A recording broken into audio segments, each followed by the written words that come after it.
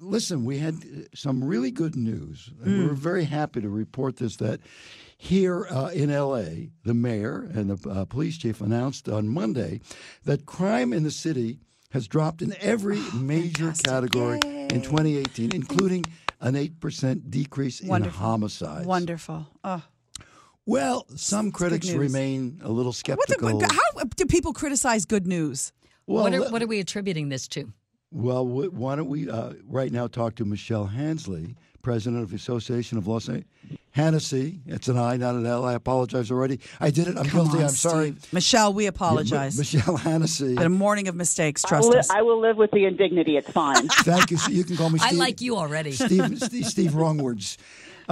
President of the Association of L.A. Deputy District Attorneys. All right, that's good news, Hanise. Excellent news. Everything is down. Do you accept it? I do accept it. I don't think the mayor and the chief of police for Los Angeles are lying. You have to take it in the context that it is, though. This is the city of Los Angeles, not the county of Los Angeles, nor is it the state of California overall. The most recent stats for California are a little more mixed. It shows homicides are down, but rapes are up. Robberies are up. Aggravated assaults are up. Property crimes are down, but larceny crimes went up. So this is statewide. It's a mixed bag. For the city of Los Angeles, this is great news.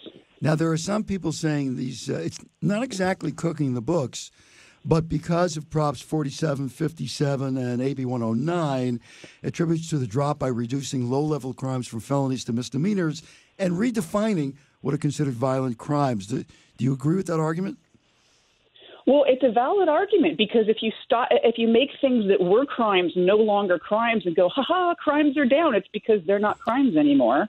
People are engaging in the same behavior. It's just no longer a crime. Oh, God. Okay, that's depressing. Yeah. So what is it, though? If homicides are down, what are we attributing this to?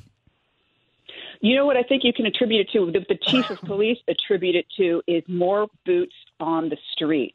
He said he reduced the number of people sitting at desks, put more officers on the street, authorized overtime to put them there. And I think the takeaway from that is police presence, e.g. the threat of arrest, deters crime. Is that a shock? Yeah, Michele, I just wonder, Michele Hanisee, it seems that it goes in waves, not just locally, but nationally. We had such a huge crime wave statistic going on for about a decade and a half, and suddenly in the last 5 years, numbers have changed in pretty much every city across America, maybe not Chicago, but pretty much every city. What is that all about? Why is it national when this happens? Well, causation, particularly when it comes to crime, is one of the most difficult things to prove ever because there's so many variables to look at. There's birth rates, there's the economy, there's, nationwide and international politics involved. If young men, for example, are all entering the military and going off overseas in their, piss and vinegar years, they're not going to be home making trouble here. There's so many minutiae of details that you could look at and trying to attribute causation. Well, employment is really a factor, too. Impossible. Yes, employment. But all of these things, the economy. Also, we were talking about, serious crimes now becoming misdemeanors, elderly abuse, child abuse. Child abuse is a misdemeanor?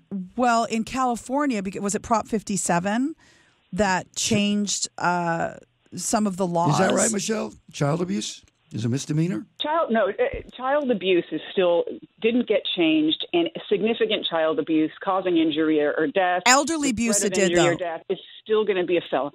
Again, elder abuse is going to be based on the level of harm caused, either monetary loss or physical injury, and can very much still be a felony. So in other words, if you hit me, it's a felony. 2 hits, me hitting you hitting the floor. There you go. If we knock you down. Yeah. Yeah. If we just graze you, it's okay. Right. If you were to make a general statement based upon you're looking at the information, but also your own anecdotal eyeballing of the situation, are we in better shape than we were, let's say, 5 years ago? It's hard to say. It depends on what category of crime you're looking at. In the last 5 years, it really has bounced up and down year to year in some categories. So it'll go up one year, down the next. I think there may be some overall improvement in some categories, but other areas like property crimes, I worry that rather than the crime reducing, it's the reporting that's being reduced. Right. Okay. Michele Hanisee, and again, I'm sorry I got your name wrong. That was a misdemeanor. Michele Hanisee, president of the Association of Los Angeles Deputy District Attorneys. Thank you for your time. We appreciate it. Lock you up, Steve. My pleasure. Okay. It is interesting, though, when people have jobs, they don't commit crimes. When people that makes sense. Listen, if you took in the population all males from the age of 16 to 28 and they disappeared, the crime rate, especially the violent crime rate, would be way, way down.